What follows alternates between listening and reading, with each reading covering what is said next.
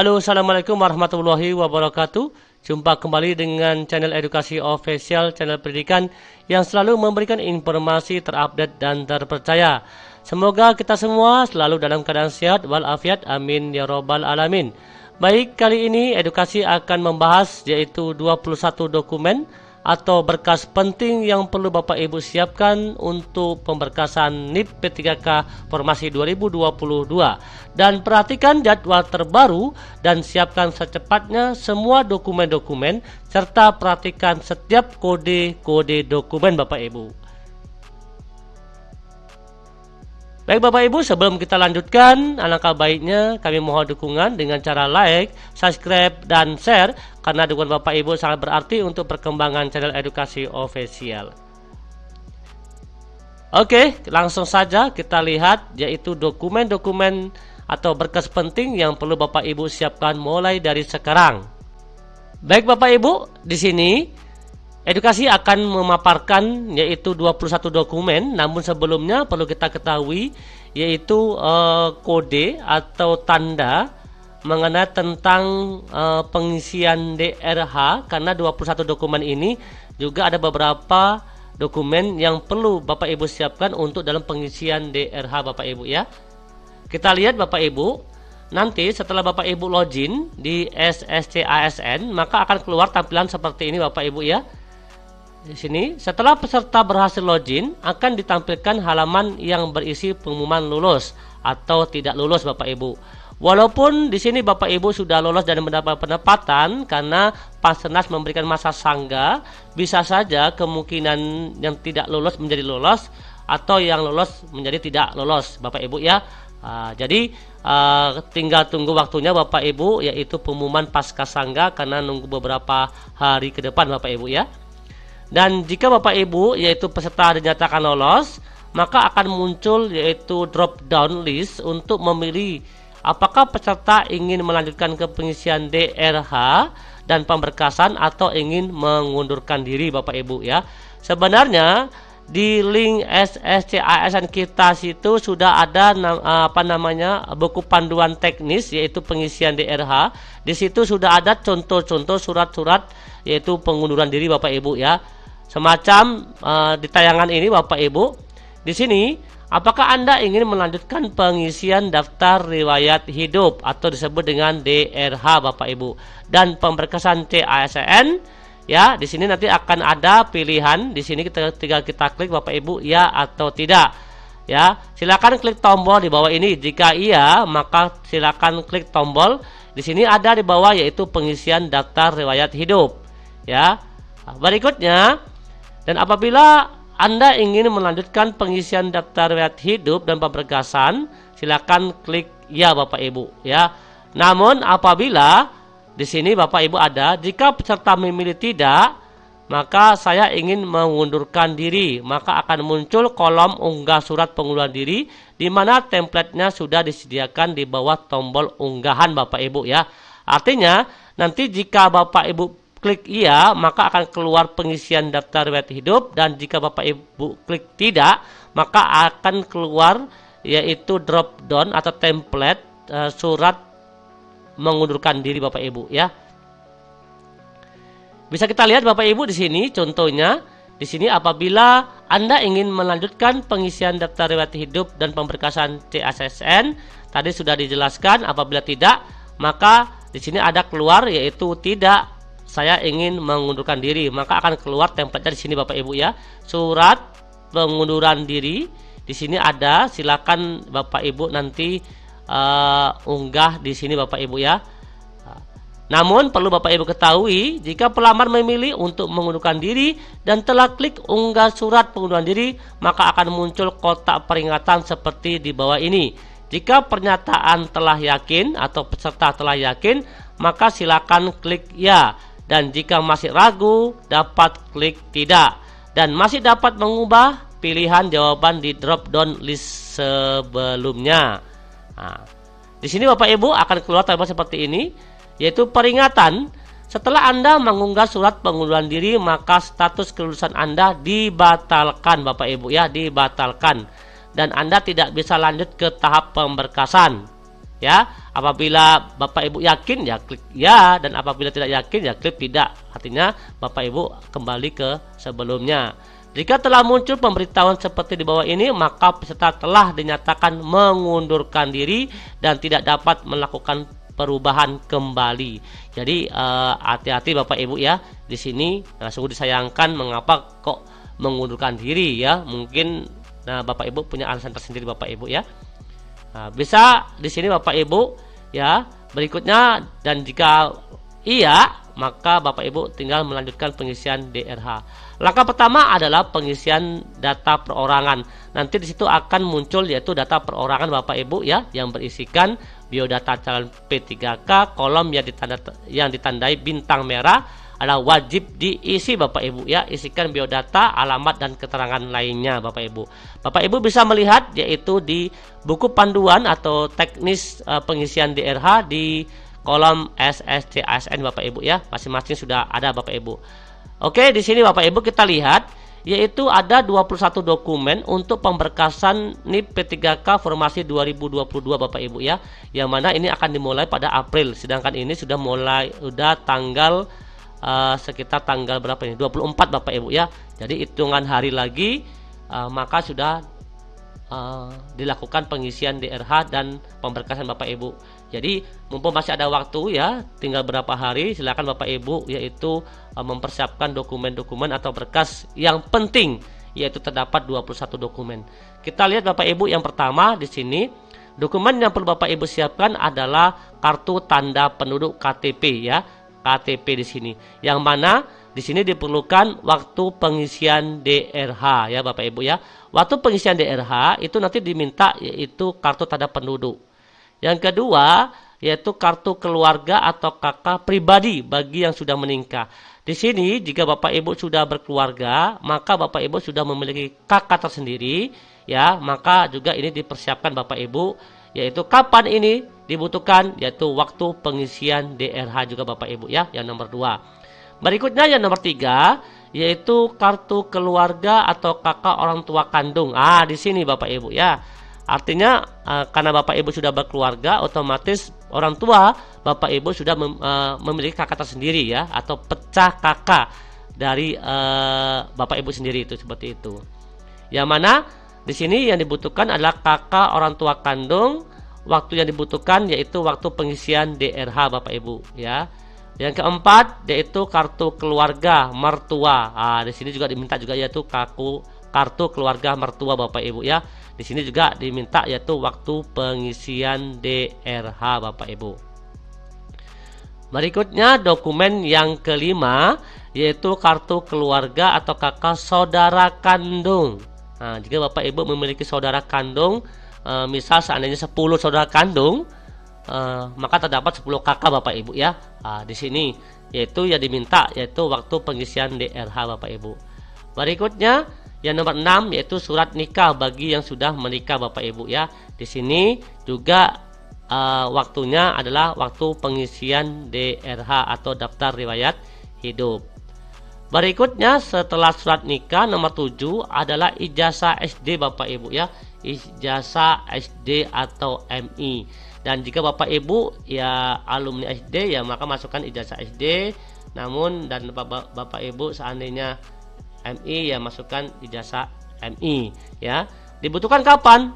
Waktu pengisian DRH juga. Berikutnya yang nomor 8 yaitu ijazah SMP atau MTS Bapak Ibu ya. Juga sama ya, dibutuhkan waktu pengisian DRH. Kita lanjut Bapak Ibu nomor 9. Di sini ada ijazah SMA Bapak Ibu ya, SMA atau SMK, tergantung Bapak Ibu berada alumni SMA atau SMK. Di sini ijazah SMA SMK ini yaitu diminta adalah waktu pengisian DRH ya, waktu pengisian DRH Bapak Ibu ya. Dan nanti kalau misalnya diminta untuk upload berkas ya upload, kalau tidak ya tidak Bapak Ibu ya, tergantung nanti seperti apa bentuknya, seperti itu Bapak Ibu. Yang ke-10 yaitu ijazah S1. Ijazah S1 ini dibutuhkan di saat Bapak Ibu mengisi DRH. Setelah itu scan ijazah S1 Bapak Ibu. Setelah itu baru upload berkas, karena nanti ada tempatnya untuk mengupload berkas Bapak Ibu ya. Oke. Di sini Bapak Ibu, di sini ada kata scan. Ingat sekali lagi Bapak Ibu. Kami tekankan kembali lagi, kami sarankan Bapak Ibu akan menyekan semua dokumen ini ya. Yang di-scan itu adalah berupa dokumen asli Bapak Ibu. Misal ijazah. Ijazah ya harus ijazah asli Bapak Ibu. Jangan sampai ijazah fotokopi. Dan jika ini terjadi pada Bapak Ibu, maka Bapak Ibu secara otomatis tidak akan lolos dalam pemberkasan Bapak Ibu. Karena pemberkasan ini bukan main-main Bapak Ibu ya, tidak ada waktunya untuk sanggah. Jika Bapak Ibu salah mengunggah dokumen atau meletakkan dokumen, misal yang diminta yaitu ijazah S1, namun Bapak Ibu tertukar yaitu transkrip nilai S1 ya, atau sebaliknya yang diminta transkrip nilai namun Bapak Ibu mengunggah SKCK. Nah, apabila ini terjadi, maka Bapak Ibu secara otomatis tidak akan lolos dalam pemberkasan NIP ini. Karena ingat pemberkasan NIP ini tidak ada waktu yaitu untuk sanggah. Satu kali salah Bapak Ibu mengunggah dokumen, maka secara otomatis Bapak Ibu dinyatakan gugur dalam pemberkasan NIP Bapak Ibu. Karena pemberkasan ini lebih berbahaya Bapak Ibu ya, perlu kehati-hatian daripada yaitu setelah pengumuman pasca sanggah Bapak Ibu ya. Berikutnya yang ke-11 yaitu transkrip nilai S1. Sama yang dibutuhkan ya, waktunya adalah waktu pengisian DRH, scan, upload berkas. Yang ke-12 SKCK. Oke, SKCK ini urusnya di tingkat kabupaten atau kota Bapak Ibu, Polres Bapak Ibu ya. Di Polres Bapak Ibu SKCK di sini. Yaitu dibutuhkan waktu pengisian DRH, scan dan upload berkas. Setelah surat SKCK, Bapak Ibu juga diminta yaitu surat keterangan sehat jasmani. Surat keterangan sehat jasmani ini didapatkan dari RSUD. Ingat ya, sehat jasmani dan rohani ini juga sama, didapatkan dari RSUD. Namun, Bapak Ibu perlu hati-hati.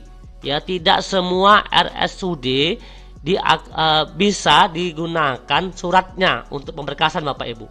Biasanya BKPSDM atau panitia lokal pemerintah atau kabupaten akan memberikan himbauan atau instruksi yaitu mengenai tentang bentuk surat dan tempat pembuatan surat Bapak Ibu. Karena ada beberapa teman tahun 2021 beliau ini sudah membuat surat keterangan sehat jasmani dan rohani di RSUD kabupaten. Namun setelah digunakan ternyata surat tersebut tidak berlaku Bapak Ibu. Ya, tidak berlaku. Ingat sekali lagi Bapak Ibu. Surat keterangan sehat jasmani ini yang untuk jasmani, rohani untuk rohani. Ya. Kapan dibutuhkan? Yaitu waktu pengisian DRH, scan dan upload berkas. Begitu pula surat keterangan sehat rohani. Nah, di sini kami kasih Bapak Ibu bocoran atau pemberitahuan di awal Bapak Ibu ya, supaya Bapak Ibu tidak salah. Untuk mengurus surat keterangan sehat jasmani dan rohani serta narkoba Bapak Ibu ya, narkoba ini kan di BNN Bapak Ibu ya. Namun narkoba ini bisa juga di rumah sakit RSUD Bapak Ibu. Kami sarankan Bapak Ibu supaya Bapak Ibu tidak terlalu repot membuat surat ya, misal nanti jasmani di RSUD, sehat rohani di rumah sakit jiwa, surat bebas narkoba di BNN. Supaya Bapak Ibu tidak repot, 3 jenis surat ini Bapak Ibu, yang mana surat keterangan sehat jasmani, surat keterangan sehat rohani, dan surat bebas narkoba bisa Bapak Ibu urus di RSJ, rumah sakit jiwa, atau RSUD. Namun RSUD-nya yang benar-benar sudah diakui dalam pemberkasan Bapak Ibu. Karena banyak teman-teman di tahun-tahun sebelumnya pemberkasan menggunakan RSUD daerah ternyata tidak dipakai dan tidak tidak diakui oleh instansi tersebut Bapak Ibu ya. Jadi perlu Bapak Ibu hati-hati. Ya, misal Bapak Ibu ngurusnya di rumah sakit jiwa provinsi mana gitu. Kalau Bapak Ibu di Riau maka uruslah di RSJ Pekanbaru atau rumah sakit Bayangkara Bapak Ibu ya. Karena rumah sakit Bayangkara itu juga sudah bisa digunakan surat-suratnya untuk pemberkasan Bapak Ibu ya. Ini pengalaman tahun-tahun sebelumnya Bapak Ibu ya. Oke, 3 surat ini juga sama. Yang dibutuhkan waktunya adalah waktu pengisian DRH, scan, serta upload berkas atau upload dokumen. Sama juga 3 dokumen ini Bapak Ibu. Berikutnya yang ke-16 Bapak Ibu ya. Yang ke-16. Di sini yang ke-16 yang diminta yaitu surat lamaran. Surat lamaran ini nanti akan dikeluarkan oleh BKP/SDM Bapak Ibu, atau di link SSCASN itu nanti akan keluar yaitu bentuk surat lamarannya Bapak Ibu. Namun perlu Bapak Ibu ketahui, banyak yang bertanya ke tim edukasi, surat lamaran ini ditulis tangan atau diketik. Ya, gitu Bapak Ibu ya. Nah, di sini kami jawab Bapak Ibu.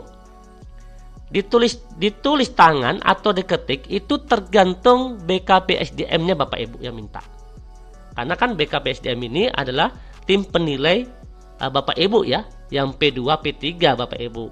Yang mana mereka ini letaknya di provinsi Bapak Ibu. Maka itu tergantung BKP/SDM-nya apakah dia minta tulis tangan ataukah ketikan.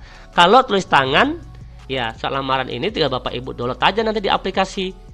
Ya, aplikasinya di mana? Ya di SSCASN itu ada, nanti akan keluar Bapak Ibu ya. Tunggu aja waktunya Bapak Ibu. Setelah itu nanti Ibu tinggal tulis tangan atau ketik. Setelah tulis tangan atau ketik, nanti di situ langsung Bapak Ibu scan ya, scan. Habis scan baru upload berkas. Ingat sekali lagi Bapak Ibu, scan ini dokumen asli, bukan di copy Bapak Ibu ya, asli. Nanti bisa dilihat Bapak Ibu di situ surat lamaran apakah membutuhkan bubutan tangan bermaterai? Pasti. Nah, di situ jelas. Ingat sekali lagi Bapak Ibu menggunakan materai itu, ingat materai baru Bapak Ibu ya, bukan materai yang bekas dipakai. Itu memang betul-betul tidak bisa karena materai ini memiliki kode tersendiri Bapak Ibu. Berikutnya yaitu nomor 17. Nomor 17 ini adalah surat pernyataan 5 poin A. Surat pernyataan 5 poin ini juga akan ditampilkan, dikeluarkan oleh BKP/SDM atau Pansarnas di link SSCASN. Sama dengan surat lamaran tadi Bapak Ibu. Ya. Nah, di sini sama juga diminta oleh BKP/SDM apakah tulis tangan atau ketik. Sama prosesnya dengan surat lamaran. Nomor 18 yaitu surat pengalaman kerja. Nah, di sini ada juga teman yang bertanya, apa maksud dari surat pengalaman kerja ini Bapak Ibu? Ingat, maksud dari surat pengalaman kerja ini otomatis Bapak Ibu kan sudah mengabdi 10 tahun, 15 tahun atau 20 tahun. Nah, jadi surat pengalaman kerja ini nanti bisa Bapak Ibu masukkan mulai di saat Bapak Ibu menjadi guru. Seumpama Bapak Ibu mulai tahun 2006, ya otomatis surat pengalaman kerja tahun 2006 kan ada, seperti itu Bapak Ibu ya. Silakan diupload Bapak Ibu, gitu loh. Itu disebut dengan surat pengalaman kerja. Waktunya kapan? Ya waktu pengisian DRH, scan, upload berkas. Sama juga dengan surat yang lain. Nomor 19 itu ada namanya DRH perorangan. Nanti DRH perorangan, DRH riwayat ini dari mana dapatnya? Dapatnya di saat kita tadi mengisi DRH di atas tadi itu. Di sini Bapak Ibu ya. Di saat waktu kita ngisi tadi sini. Nah, ini nanti waktu kita pengisian DRH ini semua ya, dari nomor 1 sampai nomor 9, 10 dan seterusnya ini, itu nanti akan keluar di aplikasi tersebut. Ya, itu isinya tentang itu. Itu tentang perorangan, tentang riwayat. DRH perorangan atau daftar riwayat hidup perorangan itu akan muncul. Tinggal nanti kita isi online nanti ya. Arti isi online ini apa? Tinggal kita melengkapi Bapak Ibu. Nanti akan keluar biodata kita yang sudah kita isi di atas tadi itu nanti akan kita isi secara online. Jika nanti betul apa isian kita di atas, ya tinggal Bapak Ibu download gitu loh. Namun apabila masih ada perubahan DRH di atas, ya tinggal Bapak Ibu ubah aja gitu loh. Ya. Setelah udah yakin jawaban Bapak Ibu di DRH tadi, tinggal Bapak Ibu online ya, download DRH perorangan, tanda tangan, setelah itu scan dan upload berkas. Ingat sekali Bapak Ibu ya. Di sini nanti isi online, kita hanya melengkapi atau mengecek DRH kita di atas tadi. Apakah sudah betul atau tambahan? Kalau ada tambahan ya silakan tambah. Kalau sudah betul ya tinggal download Bapak Ibu ya. Berikutnya lagi yaitu DRH riwayat. DRH riwayat sama dengan DRH perorangan Bapak Ibu. Nanti akan muncul tersendiri di aplikasi tersebut Bapak Ibu ya. Sama yaitu isi online nanti download, tanda tangan, scan dan upload berkas. Dan yang terakhir yaitu nomor 21, pas foto background merah. Di sini Bapak Ibu yang diminta adalah pas foto terbaru Bapak Ibu, bukan yang lama Bapak Ibu ya. Bapak yang terbaru lah. Dan backgroundnya yaitu background warna merah, bukan hijau, bukan biru maupun yang lain Bapak Ibu. Dia wajib warna merah. Kapan dibutuhkan? Di saat Bapak Ibu upload berkas semua ini, maka nanti akan ada namanya pas foto background warna merah Bapak Ibu ya. Oke Bapak Ibu, edukasi sudah menjelaskan begitu detail 21 dokumen atau berkas yang perlu Bapak Ibu siapkan mulai dari sekarang. Dan jika Bapak Ibu ada pertanyaan, silakan bertanya di kolom komentar. Insya Allah akan kami jawab secara detail dan jelas ya. Sekali lagi kami ucapkan terima kasih Bapak Ibu atas perhatian selama ini. Kami akhiri, wassalamualaikum warahmatullahi wabarakatuh. Salam edukasi.